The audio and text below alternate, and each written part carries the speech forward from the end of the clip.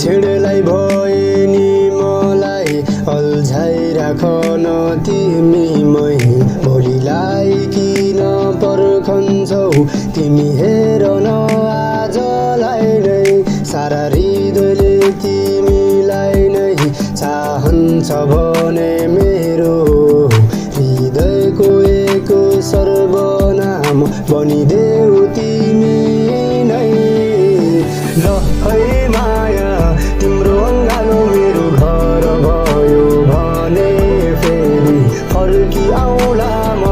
साँझ पख त्यही घरमा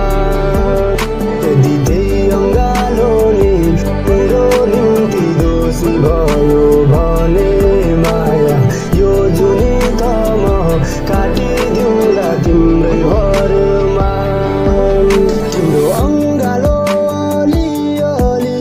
अति निष्ठुरी ठहरियो भने मेरो अस्तित्वको अर्थ अटल विस्मरणीय रहनेछ यसै उसै जसो तसो गरी तिम्रो मनको मौनता सरी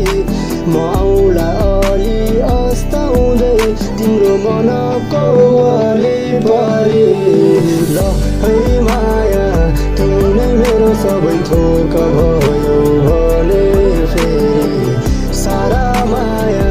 तिम्रै नाम गरिदिउँला म यदि त्यही माया नि तिम्रो निम्ति दोषी भयो भने माया मेरो बसाइ अन्त कतै सरिदिउँला म